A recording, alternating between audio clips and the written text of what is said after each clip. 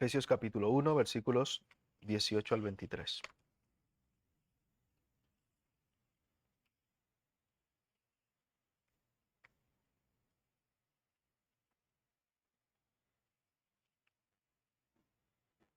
Lo tenemos. Dice la Escritura, bueno, yo creo que más correcto leemos desde el 15 para que nos hagamos una idea del contexto general otra vez.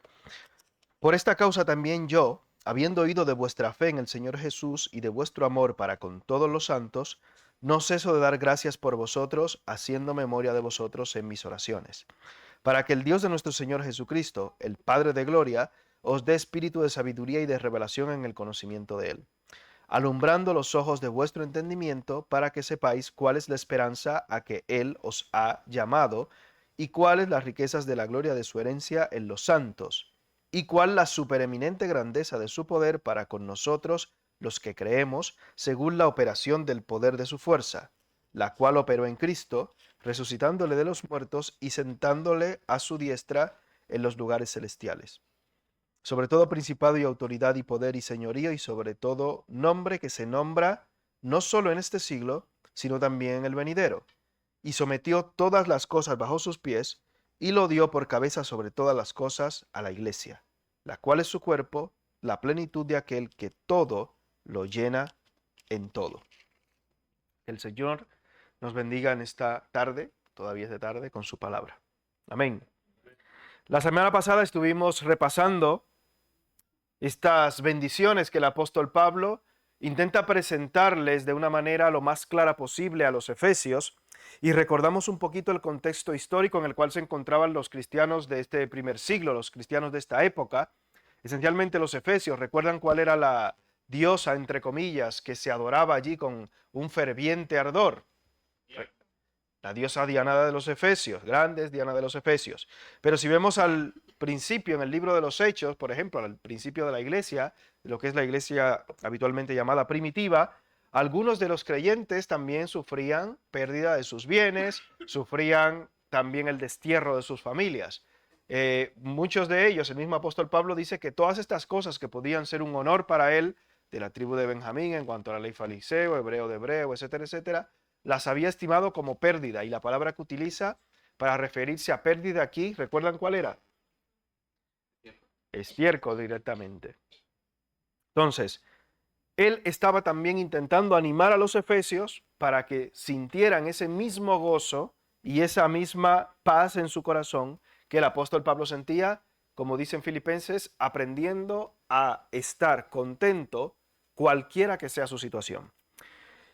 Y él les destaca tres cosas en concreto que vimos la semana pasada. Un poquito la esperanza del llamado divino, las riquezas de la gloriosa herencia de Dios en los santos, y también la inmensurable grandeza del poder para con todos los que creemos, para con nosotros los que creemos, que hoy intentaremos verlo un poquito más detallado, lo que es esa tercera parte. Vimos esa esperanza de ese llamado divino, que no somos cristianos de balde tampoco, que si solo esperamos en Cristo con referente o con respecto a esta tierra, seríamos miserables, sino que en el cielo, como dice la Escritura, nos esperan cosas grandes y gloriosas. Y hablábamos un poquito también de esa experiencia del apóstol Pablo, que dice que fue arrebatado al tercer cielo y que allí oyó cosas y vio cosas, dice que no era posible hablar al hombre realmente.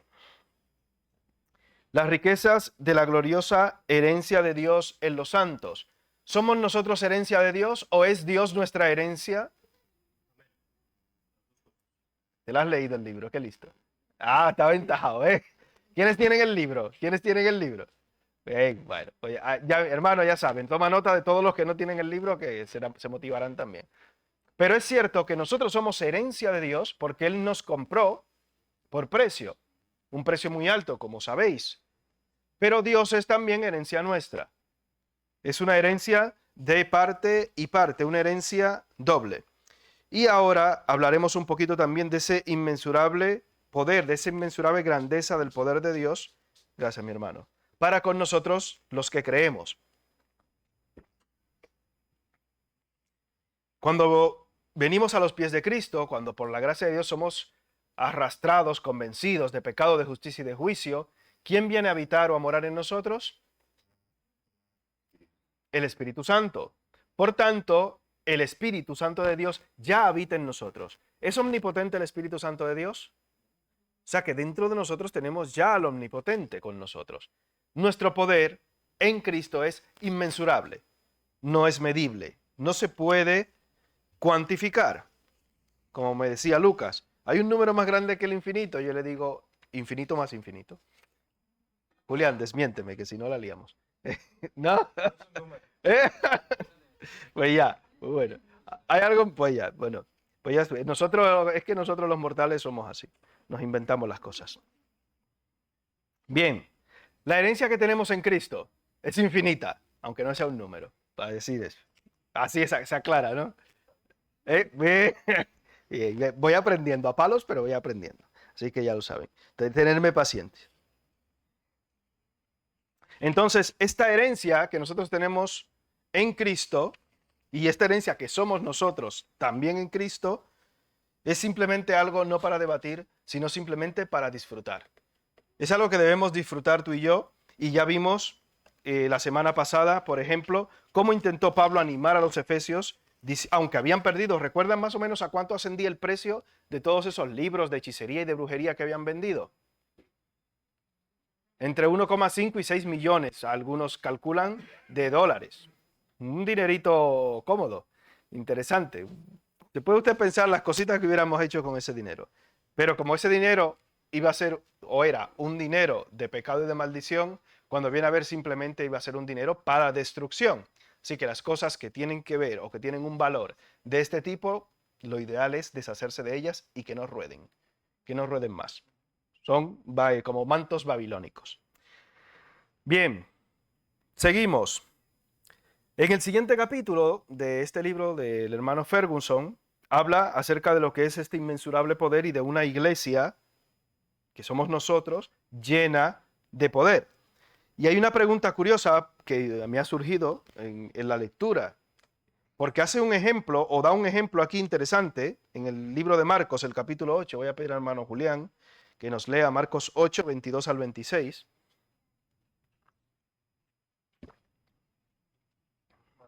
Sí, 8, 22 al 26. Vino luego a Bethsaida, y le trajeron un ciego, y le rogaron que le tocase. Entonces, tomando la mano del ciego, le sacó fuera de la aldea, y escupiendo en sus ojos, le puso las manos encima, y le preguntó si veía algo. Él, mirando, dijo: veo a los hombres como árboles, pero los veo que andan. Luego le puso otra vez las manos sobre los ojos, y le hizo que mirase, y fue restablecido, y vio de lejos y claramente a todos. Y lo envió a su casa, diciendo: no entres en la aldea, ni bebas mal en la aldea. Bien. Él dice que según vamos avanzando en el conocimiento de Dios, nuestra vida generalmente se parece un poco al milagro efectuado en este ciego. Que en esa primera impresión, no sé si usted se acuerda, por ejemplo, ¿cuántos años, Fabián, tú que hoy tienes cinta americana? Muy bien. Amén. Para hacerte una pregunta, no, te la quita y te la vuelve a poner. ¿Cuántos años tienes tú siendo creyente? Uf, madre mía, tiene 17 años, y dice, uf, uf. ¿Cuántos meses? A ver si, para que suene mucho, para que suene mucho. No. Pero que yo puedo haber venido a la iglesia de chiquito, pero puedo ser creyente desde, yo qué sé, 12 años, por ejemplo. ¿De cuántos? Desde los 12 años. O sea, que tiene 5 años, Sí. siendo que, vale, ¿veis que es tan fácil? Que nada más había que decir, ese sí es un número, 12. ¿Ves? Es un número, infinito no, pero 12 sí. Bien. Hermano William, ¿cuántos años tienes tú de creyente? A ti te creo. Eso es un número.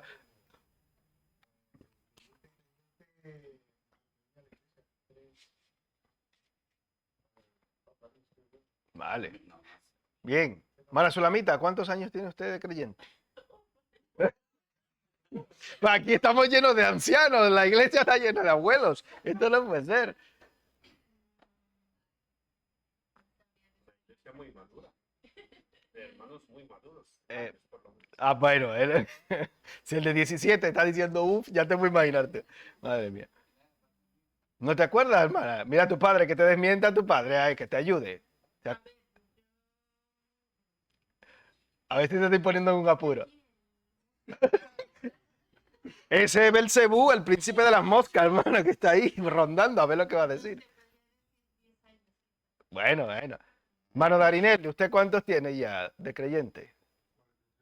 ¿Solamente? Usted no hace uff, usted no. Los que tienen 4 o 3 años, uff. Yo va, 43, venga. Pues. Vale, el segundo comienzo ya. Le ha dado la vuelta a la... Pero si usted se pone a analizar, cuando usted inició esos pasos en los caminos del Señor, quizás usted, como ese ciego, veía todas las cosas magníficas y, ay, Dios mío, tal cual. Y con el tiempo, hay muchas cosas de estas que usted va aprendiéndolas y estudiándolas y las va comenzando a ver un poquito más normales y va sentando, este versículo significa esto, o este versículo quiere decir, este versículo va por ahí.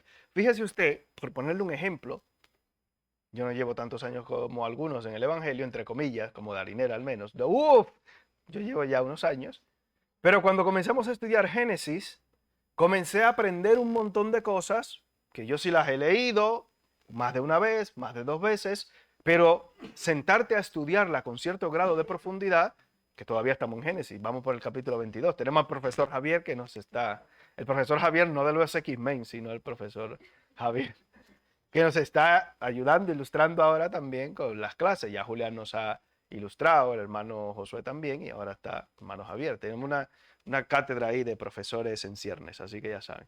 Pero vas aprendiendo un montón de cosas y vas comenzando, ya no ves esos hombres como gigantes, aunque son los nefilín, si mal no recuerdo, que menciona ahí en Génesis, pero bueno, y también los gigantes posteriores, sino que vas viendo las cosas de otra manera y vas entendiendo más las cosas y dejas de ver las cosas de una manera tan supersticiosa que muchas veces veíamos cuando al principio venimos a Cristo. ¿Cuál es la fiebre de estudiar de la gran mayoría de los nuevos creyentes? ¿Qué libro? Venga, ¿cuál es que tú pides siempre? Velo ahí, ¿ves? Que hasta William te sigue en el grupo de jóvenes. Apocalipsis, Apocalipsis, lo estrambótico, las langostas que pinchan con... Yo también he pasado por ahí, lo no discuto. Pero ya luego, según vas avanzando en Cristo, dice, bueno, déjame ir por ahí. Y vas conociendo esas riquezas realmente de las que el apóstol Pablo nos va hablando y de las riquezas que va expresándole aquí a los Efesios en un texto tan condensado y con tanta riqueza doctrinal como el que estamos intentando estudiar, que es el de Efesios, que vamos todavía por parte del capítulo 1. Imagínese usted las superabundantes riquezas que tiene la palabra de Dios para nosotros. Y mire qué cosa más interesante. Usted forma parte y es heredero de esa herencia y de esas riquezas. Veía un cuento, una historia que a veces le pongo a los niños así, de un rey, pero él no sabía que era un rey, era un joven que vivía malamente, estaba mal viviendo. El muchacho, le hacían bullying y estaba pasándolo muy mal. Y él no sabía que él era un rey. Cuando fueron allí lo buscaron y se dio cuenta que era un rey, entonces, hombre, también se le subió un poquito a la cabeza. Pero bueno, es una historia que dice, oye, muchas veces nosotros como creyentes nos encontramos en una circunstancia así, pobrecitos de nosotros, porque no estamos tomando en cuenta las riquezas de la gloria de su gracia a las cuales hemos sido llamados en esa herencia de Cristo. Y es necesario por eso que estudiemos la palabra de Dios para que entendamos a esos beneficios y bendiciones a los cuales estamos tú y yo ya expuestos. Gracias, mi hermano. Por la gracia y la misericordia de Dios. No porque seamos buenos, no porque seamos guapos, no porque seamos listos, no por nada de esto, sino por la gracia y la misericordia de nuestro Dios. Por eso somos una iglesia, la iglesia en general, una iglesia llena de poder. Tenemos esa inmensurables riquezas de su poder para con nosotros.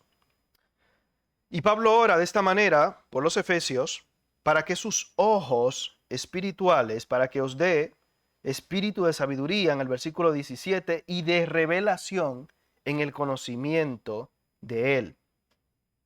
Que podamos abrir nuestros ojos. ¿Recuerdan cuando estaban rodeados por los ejércitos enemigos, Eliseo y Giesi? ¿Cuál fue la oración de Eliseo por Giesi? Porque cuando él vio que están rodeados por los ejércitos de los enemigos, dijo, hasta aquí llegamos. Señor mío Eliseo, hasta aquí está la cosa. Y él le dijo, Señor, abre los ojos a este muchacho. Y cuando él vio que estaban rodeados, los enemigos que rodeaban, estaban rodeados 3 o 4 veces de las huestes celestiales, entonces ya él se calmó. Pero nuestros ojos muchas veces están cerrados y tristemente nuestros ojos muchas veces se cierran por situaciones oscuras que vienen a nuestras vidas y por procesos concretos por los cuales tenemos que pasar. Es así. El Señor lo permite con un propósito concreto. ¿Lo entendemos en el momento? Muchas veces no. ¿Lo entenderemos en el futuro? Si Dios quiere, sí. Bien. Destaca también el autor que obviamente los efesios sufrieron esa ruina económica, pero que también el apóstol Pablo en otros pasajes les dice que el poder se perfecciona en la debilidad. Normalmente, ¿cuándo es que tú y yo más oramos? Cuando más necesidad tenemos. Cuando todo va sobre ruedas y estamos muy liados, muy ocupados, muy ajetreados, muy en nuestras cosas, es que a veces no tenemos ni tiempo para orar. Cuando estamos encamados, tenemos todo el tiempo del mundo para orar. Escuché una vez a un hombre que le hacían una entrevista, me pareció muy, muy curiosa, y él decía, es muchísimo mejor tener muchos problemas que tener un problema. Y le decía, este hombre está loco, ¿cómo dice una cosa así? Sí. Es mucho más importante tener y muchísimo mejor tener muchísimos problemas que tener solo uno. Y le decía, ¿por qué? Él le dijo, mira, cuando tú tienes una deuda, una situación externa en tu trabajo, exámenes, etcétera, tienes varios problemas. ¿A que sí? Claro. Y cuando estás enfermo con un mal diagnóstico, ¿cuántos problemas tienes? Es que no hay ninguna otra cosa más importante que eso. Solo tienes un problema, porque o resuelves eso o te mueres. ¿Ves? Que es más importante tener muchos problemas y no solo uno. Dice, hombre, pues si visto así, tienes razón. Tienes razón. Automáticamente se acaban todos los otros problemas, son secundarios, terciarios y cuaternarios en una situación, en un contexto como ese. Y la pregunta es, claro, pero si hay ese poder de Dios disponible para mí, eso significa que como el Espíritu Santo mora en mí y es omnipotente, como dice uno, yo también tengo el Espíritu de Cristo. Voy a comenzar a declarar. Ah, no, pero si yo tengo poder. No. El poder de Dios está en mí, pero es un poder que obra y actúa según la voluntad de Dios. Y es ahí el detalle porque yo tengo como creyente que estar sujeto a la voluntad de Dios. Y por ejemplo, vemos el caso de Daniel y sus amigos. ¿Tienes una versión normal para prestarle a Fabián? Normal, que insulto. No, normal. Sí, Común. no, Eso, amén. me Ya, la regaló mi queridísima hermana Rebeca. amén. Ya te está evangelizando al creyente. Bueno, Daniel, pues mira, Daniel 3, 16 al 18. Bien, pues sigo asignando. Hermana Debbie, Eclesiastés 10, 19. Hermana Rebeca, Salmo 49 del 5 al 9. Hermano Salvador, Romanos 1, 16.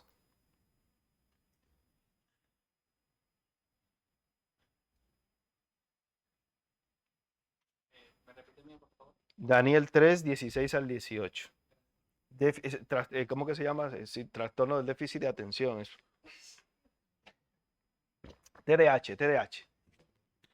Pero te amamos, te amamos igual.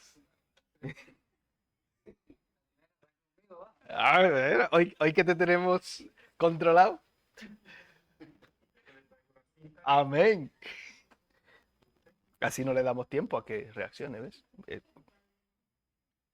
Venga, Daniel 3. He aquí nuestro Dios, a quien servimos, pues, bien, repito.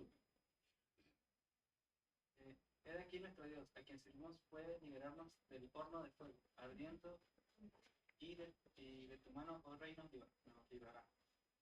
Y si no Sí. si no sepas, oh rey, que no serviremos a tus dioses, ni tampoco adoraremos la estatua que has levantado. Amén. La fortaleza de Dios puede descubrirse solamente en el contexto de nuestra debilidad. Es necesario, dice Juan el Bautista, que Él crezca, pero que yo... Y es ahí como esa misma escritura menciona el apóstol Pablo que nuestro hombre exterior se va desgastando, el interior se va renovando hasta el conocimiento ¿qué?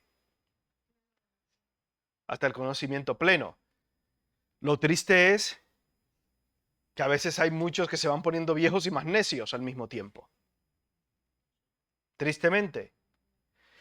Yo tengo la sensación y la esperanza en Cristo de que eso no sea así con nosotros, pero no hay uno ni dos casos en los cuales lo he visto eso. Pero lo habitual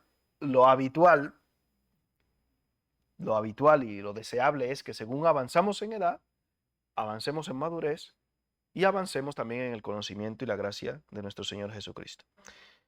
Eclesiastés 10, 19.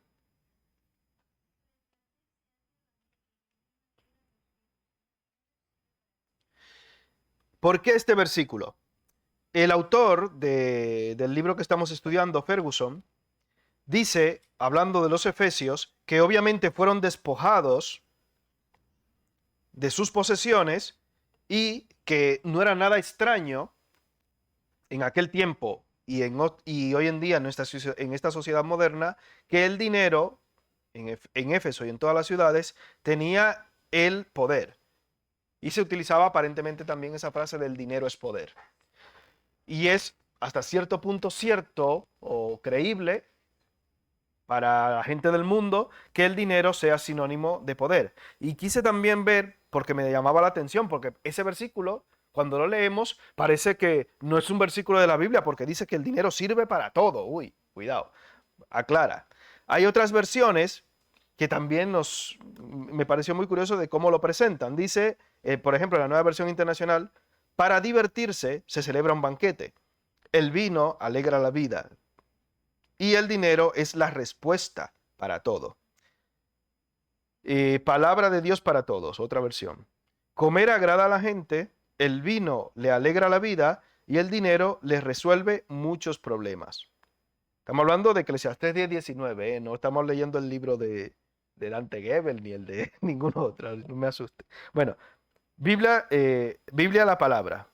Para divertirse se celebran banquetes, el vino alegra la vida y el dinero todo lo arregla. Ahora ya para aclarar diremos algún detalle más.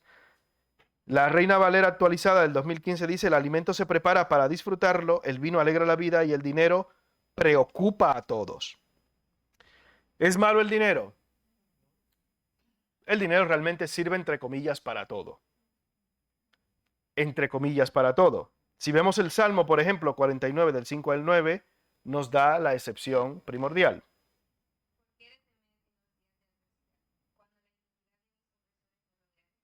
Los que confían en sus bienes y de la muchedumbre de sus riquezas se jactan, ninguno de ellos podrá en manera alguna redimir al hermano, ni dar a Dios su rescate, porque la redención de su vida es de gran precio, y no se logrará jamás, para que vivan adelante para siempre y nunca vean corrupción.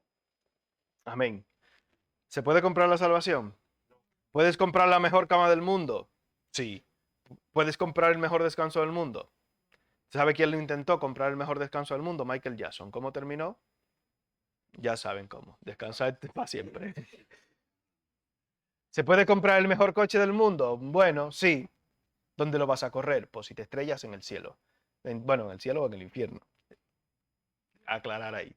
Porque me decía un pastor que yo conozco, desde que vas a más de 100, el Espíritu Santo se baja del coche, decía él. Porque allí la carretera se anda a 100, no se anda a 120 como aquí. Cuando yo le dije, no, porque allí andábamos a tanto, dice, mira, desde que pasas de 100, el Espíritu Santo se baja. Así que ya sabes, te vas para el infierno. Si tienes un accidente a más de 100, vas para el infierno. Obviamente no le creo, y él medio de broma lo decía, no creemos que la salvación se pierda, aunque usted vaya a 121 o a 180. Pero bueno, no andes rápido, no andes rápido, no viole la ley, obviamente, porque es un mal testimonio. Bien, el dinero tiene muchas utilidades, obviamente, y para los efesios y para cualquiera de ellos. Hoy en día, por ejemplo, sucede con los musulmanes. Cuando alguno de ellos viene a los pies de Cristo, usted sabe lo que le hacen, ¿no? Le hacen el vacío y en algunas comunidades puede hasta perder la vida, sin ninguna duda. Cualquiera de estas religiones que son un poquito más radicales, que hoy en día siguen existiendo, como hace siglos, cuando una persona profesa la fe cristiana, está literalmente en riesgo de muerte. O sea, no sería nada extraño que le quiten todo lo que puedan, como lo han hecho y como lo hicieron en España también, en este caso con los judíos. ¿Recuerdan cuando quitaron todas las cosas, todos los bienes? Y cómo en el libro de los Hechos tenían que ir vendiendo las posesiones porque es que ni siquiera le daban trabajo. Eran considerados más que herejes, traidores aún a la misma patria. Fíjate a qué nivel estaban expuestos los efesios y otros creyentes, porque si no adoraban a los ídolos y a los dioses, en el caso de los gentiles, que era requerido en cada ciudad, pues obviamente perdían su empleo, perdían su estatus y perdían toda posibilidad hasta de sobrevivir económicamente hablando. Era una situación muy complicada. O sea, profesar la fe cristiana públicamente en esa época tenía unas implicaciones absolutamente devastadoras para algunas personas en cuanto a muchos aspectos de la vida cotidiana. Por eso el apóstol Pablo intenta animarles hablándoles de estas supereminentes grandezas, pero claro, dicen, ¿y dónde están? Obviamente en los lugares celestiales con Cristo. No es algo de lo cual disponemos a nuestro antojo, a lo cual nosotros decimos, pues yo como tengo, soy un príncipe, como yo soy rey, hijo del rey, soy un príncipe, como algunos dicen. Por tanto, tengo que comprarme el zapato más caro, la camisa más cara, etcétera, etcétera, etcétera. Ojo con esto también. Hay que tener cuidado con ese tipo de expresiones y también de situaciones que hoy en día algunos intentan aprovechar. La fortaleza del creyente y el poder de Dios en el creyente se perfecciona en la debilidad. ¿Qué cosa más contradictoria? Pero es el ejemplo que hemos tenido en Cristo, el del siervo sufriente. El que quiera ser mayor entre vosotros, ¿qué será? Vuestro servidor. Señor, pues así no me gusta. ¿Qué vamos a tener nosotros? Como le escuchábamos en el devocional. Hombre, Señor, así no es la idea que yo tengo. Y el Señor nos plantea una idea del reino totalmente diferente que rompe cualquier esquema que pueda haber en nuestra mente. Y obviamente al romper todos esos esquemas, si no nacemos de nuevo, no vamos a poder entender las riquezas y las maravillas del reino. Y por eso hay tanta gente decepcionada del Evangelio, entre comillas, porque no conocen al rey de ese reino. Solamente buscan esas teóricas riquezas del reino. Y pensando obviamente con ojos y con corazones terrenales. Hay una frase aquí concreta del autor.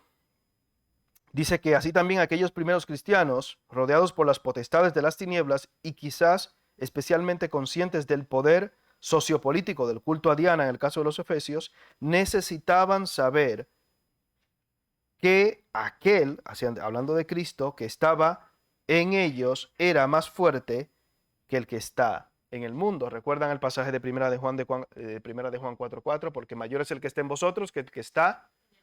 Pero es una sensación entendiblemente hasta cierto punto contradictoria. Pero aún así, el apóstol Pablo, por ejemplo, fíjate en Hebreos, bueno, esto no es del apóstol Pablo entre comillas porque no lo sabemos. En Hebreos capítulo 10, versículo 34, algunos atribuyen el libro, la autoría a Pablo, otros no, pero bueno. El autor de Hebreos, consolando a los hebreos por, obviamente, las pérdidas que también habían tenido, en el 10:34, les dice, porque de los presos también os compadecisteis y el despojo de vuestros bienes sufristeis como, llorando porque me quitaron con gozo, sabiendo que tenéis en vosotros una mejor y perdurable herencia, ¿dónde? En los cielos. No era nada extraño. Históricamente sabemos, a cualquiera que fuera cristiano o contrario a la religión oficial, quitarle todo lo que poseyera, humillarle, ultrajarle y hasta matarle si fuera posible también. También escuché una frase interesante, una entrevista que estuve escuchando, es que el dolor no puedes evitarlo, pero sí puedes evitar el sufrimiento. Me llamó la atención, dije, mira qué curioso. Y cuando escuché esta frase me acordé, por ejemplo, de 1 de Samuel capítulo 16,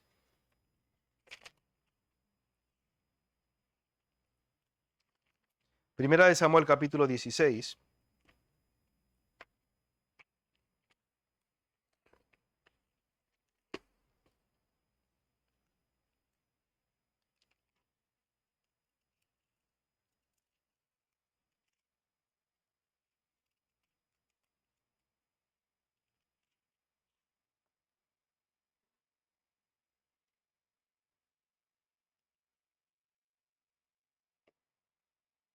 Lo tenemos.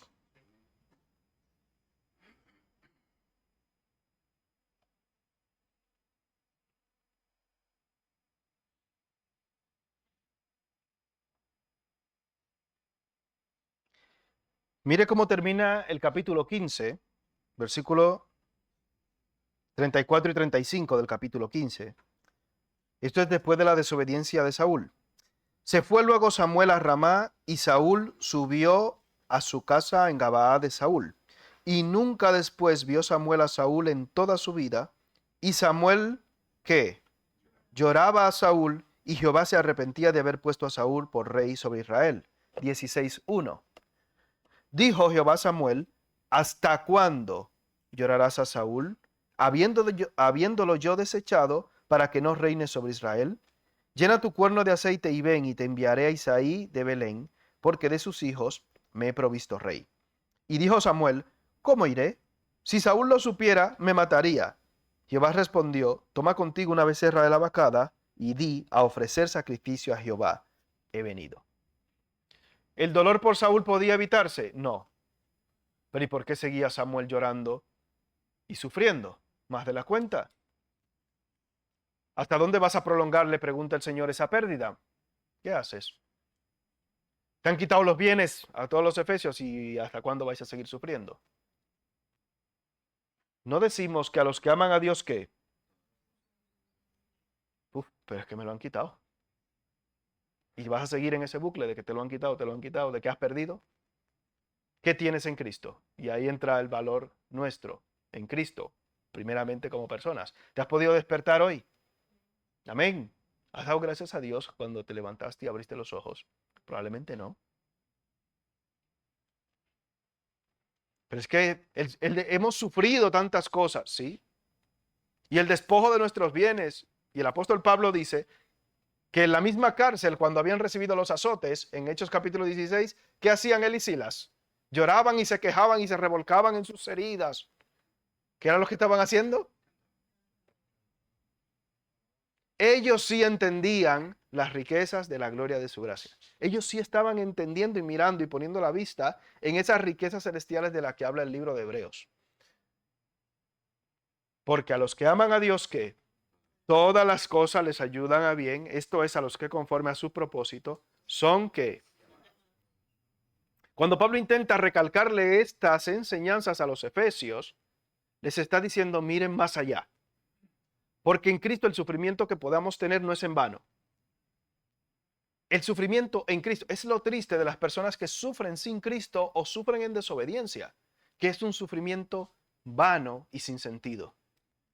Y es esa desesperanza que se siente, como hablábamos anteriormente, en los mismos funerales de las personas no creyentes. Qué tristeza y qué desesperanza. Hay un lloro que no cesa y un sufrimiento que no para. ¿Podemos tener dolor, obviamente, por un hermano que parte a la presencia de Dios? Sí. Pero ¿hasta cuándo vamos a prolongar el sufrimiento si él está con el Señor y está con Cristo? Dice Pablo, lo cual es muchísimo, por ejemplo, muchísimo mejor. Y eso es lo que no debemos nosotros como creyentes, prolongar el sufrimiento de una manera continua, porque eso nos va a llevar a caer en situaciones hasta de depresión y todas las cosas. Y ser malagradecidos con Dios, esencialmente. Porque si yo digo que todas las cosas nos ayudan a bien, aunque sean el despojo de nuestros bienes, o el despojo de nuestra salud, o el despojo de cualquier comodidad que podamos tener, o el despojo de cualquier cosa que amemos, no es sencillo eso, ¿eh? Quizás decirlo suena ligero, pero cuando profundizamos en las riquezas de la gracia de Dios y vemos al apóstol Pablo que dice que hemos estado en peligro de muerte varias veces y habíamos hasta perdido toda esperanza de vida. Y cuando recalcamos la historia de estos primeros creyentes a los cuales el confesar el nombre de Cristo le podía costar hasta la vida, creo que no somos conscientes de las bendiciones, los privilegios y las comodidades de las que disfrutamos hoy. Y cómo muchas veces no somos agradecidos ni disfrutamos realmente de esas grandes bendiciones. Pudiendo libremente reunirnos, muchas veces no venimos. Pudiendo tener la palabra de Dios con nosotros, nutrirnos de tanto, oiga, de tantos estudios que tenemos, de tanto material disponible en las redes sociales, bueno, hay material que no es consumible, pero material bueno, ¿cuánto aprovechamos? O sea, ¿somos conscientes de las riquezas de la gracia de Dios? Cuando yo estuve por allí, por mi país, en estos días, a final y principio de año, estaban muchas veces paralizados simplemente porque habían apagones de luz. Yo me acordaba de España y yo, madre mía, en España que no se va la luz. Bueno, ya que los que son, ya Rebeca que es española, ya sabe, ya aquí no se va la luz tampoco. Los que son españoles, aquí somos todos españoles ya. ¿Quién no? Ah, bueno, Fabián, ya. Todavía. Ya te llega. Nosotros los españoles somos así. Pero bueno, estás en el proceso. Me acordaba que muchas veces se paralizaba. Bueno, me quiero poner tal camisa. Bueno, perfecto. Pues ese día no te la vas a poner porque no ha habido luz en el día entero. Salvo que quieras salir, como dice allí, masticado de un burro. Es la forma en la que dicen allí cuando está estrujado. Aquí no se dice eso. Por allí, sí, cuando sales con la camisa, con la ropa estrujada, dicen, mira, lo ha masticado un burro. ¿Sí? ¿No habías escuchado eso? Pues ya saben. Los dominicanos son así, nosotros no. Esa gente son así, son curiosos. Dicen unos refranes muy raros. Pero aún el despojo de vuestros bienes habéis sufrido con gozo. Uf. ¿Qué te pueden quitar a ti en tu vida que te haga perder el gozo, hermano, hermana? ¿Has meditado tú en eso? Porque el que ame padre, madre, hijo, lo que sea, más que a mí, dice Jesús, que no es digno de mí. ¿Quién tenía Romanos 1:16? Mano Salvador. Con ese versículo cerramos. Porque no me avergüenzo del Evangelio, porque es poder de Dios para salvación a todo aquel que cree, al judío primeramente y también al griego. El verdadero poder del creyente radica en su conocimiento y uso del Evangelio. Porque el Evangelio es poder de Dios.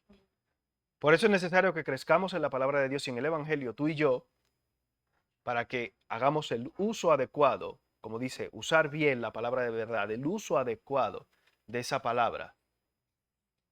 Porque ese es el poder de Dios para lo más grande que no se puede comprar con dinero, que dice ahí, que es la salvación de las almas. Oramos. Gracias, Padre Celestial, por este privilegio que tú nos das de poder disfrutar y aprender un poco más acerca de ti y de tu palabra. Te pedimos que nos ayudes, nos fortalezcas, que por tu misericordia podamos entender un poco más las riquezas de la gloria de tu gracia y lo privilegiado que somos por las bendiciones que tú has dispuesto en esta tierra y también en la vida futura para cada uno de nosotros. Gracias, Padre, y perdónanos por nuestros pecados, por ser tan malagradecidos, por nuestra ignorancia, por nuestra pereza y dejadez muchas veces que se apodera de nosotros. Perdónanos. Ayúdanos, Padre Celestial, a ser agradecidos. Como dice el Salmo 103, a no olvidar ninguno de tus beneficios, sino a bendecirte diaria y constantemente. En el nombre de Jesús. Amén.